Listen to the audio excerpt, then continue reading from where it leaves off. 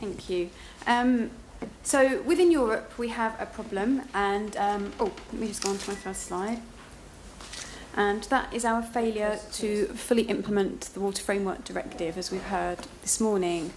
At WWF UK, we think that by working with all the catchment stakeholders within a catchment, that could actually unlock some capacity to deliver more ambition towards Water Framework Directive.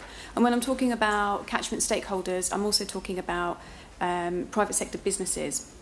So today I'm going to talk about how we've done this and unlocked that capacity with Coca-Cola on the River Nar project in Norfolk, and the mechanisms by which a corporate business like Coca-Cola or other businesses that we've engaged with might be willing to engage on Water Framework Directive and river restoration. So historically, businesses have engaged in water projects through corporate social responsibility mechanisms. Now, these are often small-scale projects, which are feel-good projects. They give a good reputation to the business that's engaging with them, but they don't often link that business to the catchment within which the business operates. So, for example, they could maybe fund measures on a Water Framework Directive measures, but long-term they might not actually want to engage longer. And also they're very vulnerable to losing funds because there isn't that integral link there between the business and the catchment. But private sector businesses are often integrally linked to the catchments within which they operate, either as water consumers or potential water polluters. And so because of this, we are suggesting that private sector businesses are considered as key stakeholders within a catchment scale approach, and that's the integrated approach that Water Framework Directive promotes anyway. In this scenario, where a healthy catchment is seen as fundamental to a business's needs, they may become more than a source of funding for just Water Framework Directive measures. They may actually become a long-term catchment stakeholder and an advocate for greater Water Framework Directive delivery. And this is the vision of the WWF Water Stewardship Model, which I'll quickly run through now. So, the first step in working with businesses through a water stewardship mechanism is understanding the business risk to that business. So, for example, the risks could be operational, regulatory, or reputational. For example, there's no water in a catchment, so that business can no longer produce its goods, or the business is at risk from being prosecuted for causing a pollution. These risks can also be felt through the supply chain. So in response to these risks, many companies have started to look within the fence line, within their operations, and they've reduced water usage, and they've improved their water waste management treatment mechanisms. There's often a clear business case for this, and that's because it saves the business money in terms of energy costs or water costs. And if you look at the water stewardship ladder, that's stage 3, that's internal action, which is only made possible after they're aware of, they've got general water awareness and knowledge of impact. However, this internal action may not be sufficient alone to address water risks within a catchment, and this is due to generally poor governance mechanisms within our member state countries. So, for example, within an over-abstracted catchment, if a business reduced its water consumption, that doesn't mean that there's necessarily going to be more water in the catchment available for the environment or for water security for that business later on. Our licensing regime, particularly in the UK, would allow that water to be abstracted by another user. So there's no net improvement in water security, and there's no net improvement to the environment. Therefore, the higher stages of our water stewardship ladder is moving companies towards looking outside the fence line of their operations to catchment management. And if we can do that, if we can make the business case for these companies to look outside and work as a catchment stakeholder, then not only would they look to potentially fund WFD measures, because there's a business case for them to do that by saving water or reducing pollution, they might actually be interested in upping the ambition and advocating for greater ambition for Water Framework Directive delivery. And that's what I'm going to talk about now with our partnership with Coca-Cola. Now, WWF have worked with a number of organisations on water for several years now. This has included IKEA, Marks and Spencer's, which is a UK supermarket, and Sab Miller. But our work with Coca-Cola is the only project where we've focused on Water Framework Directive delivery. And we're now in the second year of our 3-year project in the UK. And so I've got a little bit to feed back. But as you'll imagine, it's still fairly early days after only just under 2 years. So we're working with Coca-Cola. Oops. Sorry. Here we go. So we're working with Coca-Cola nationally. For example, advocating Water Framework Directive or better use of our water resources. And in May this year, we set up a business roundtable where civil society, the government, the Environment Minister and other businesses came along to talk about better management of our water resources.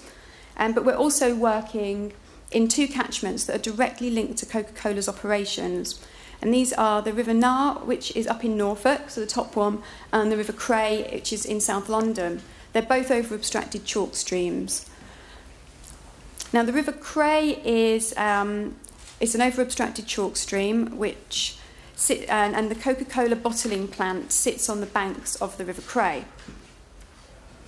Now, despite being classified as over-obstructed and at risk of environmental risk, the licensing regime allows the water company to take water from this catchment and supply it to customers.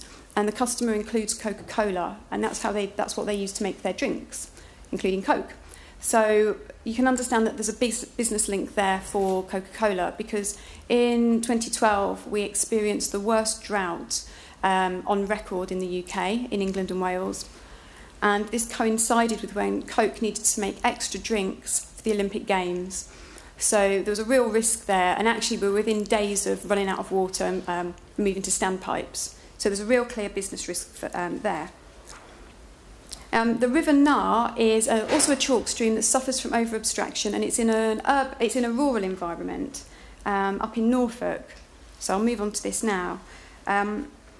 What we've done here is we've partnered with a local rivers trust called the Norfolk Rivers Trust to move the river into good ecological status. The first thing we did was we set up this catchment plan. In fact, we've done this in both catchments, but I'm just going to talk about the Nar in a little bit more detail. So we identified all the issues and measures needed to move that river towards good ecological status. And one of the big wins was actually we identified that we could achieve good ecological status 6 years before the 2009 River Basin Management Plan estimated. So it's our ambition to get all those measures in the 2015 River Basin Management Plan. But we've also started to implement some measures, and these measures are also linked to Coca-Cola's operations, as well as moving the river towards good ecological status. So the first one we did, because poor morphology, because it's a very agricultural area, over half of the River Nar has been incised, it's heavily modified, and it's not straightened, canalised, you name it, everything that you can imagine from an agricultural area. So what we've done is we have restored that to a 1 kilometre stretch of river, to a meandering, shallow river connected with the floodplain. That's moving the river towards good ecological status. But the interest here for Coca-Cola, and this is the business case, is because by holding water back in the catchment, it means that there's more water available in that catchment through attenuation into the aquifer to allow greater water security for the sugar beet crop, which is grown in East Anglia, and that's where Coca-Cola get most of their sugar from. 80% of the sugar that they use in their beverages is sourced in the UK. The other benefit is that in a natural environment, this silt and runoff, because the Nar is very eutrophic, is intercepted and it doesn't run straight into the river. So I'm going to skip to my... We're also working on diffuse pollution. Again, there's a business case here because it increases attenuation into the aquifer, more water security, and it reduces diffuse pollution, which is, again, so it won't be associated with the sugar beet crop. And we're doing this using the mechanism that Alistair Driver talked about, where we talk with farmers on an individual level, drink lots of tea, that sort of thing. So I'm just going to move on to our conclusions, because they're the most important, and I've only got like a minute left. So in conclusion, I think there's a business... I think today I've shown that through hopefully I've shown very quickly that through water stewardship mechanisms, there is a potential to connect businesses to the catchments within which they operate. And if we can do that, we could unlock greater delivery of the Water Framework Directive and greater advocacy for the WFD implementation. But this is a great picture, but there's also lots of potential barriers. So just briefly, we're still yet to understand the depth of evidence required by businesses to engage with us on this approach. I think we've only got as far as we have with Coca-Cola because they're so willing to engage with us. We really need to understand how to get your mainstream businesses to be interested in being a catchment stakeholder. We also need to accept that there may not be a business case for all businesses, and that for this to work, it needs to be the right business case in the right catchment, and the right river, and the right problems and issues. Another lesson that we've learned, not just with our work with Coke, but with all our work with businesses, is that partnerships like these are quite innovative. It takes a long time to make them work. Different languages, you know, business to ecologist. And I also finally think we should be quite cautious with our expectations of what we, expecting from the private sector. They are willing to engage. It does make some business sense. But at the end of the day, the ultimate responsibility doesn't lie with the private sector. So I think we just need to set our expectations, and that needs to be explored a bit more. Next steps. So if we can demonstrate that this approach can work in catchments like the Nar and the Cray and more widely, I think it's essential that we start thinking about how we could possibly scale this up. Because if we want to have a big influence on WFD implementation across Europe, one small catchment at a time is not really going to make much difference, although it's very important for that individual catchment. In order to scale it up, we've got a lot to do. I think we need to understand about the lessons and evidence. We need to gather up the lessons and evidence from the catchments within which we're working, like the Nar and Cray, and understand the evidence base for the technical and economic viability for scaling this up. Because, like I say, I think we've been doing it because these businesses are willing. We don't understand how to make it go further.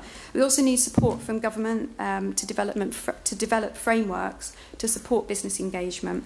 And finally, because it's really early days on this, we'd really value any of your feedback, any of your experiences, if you've seen any gaps.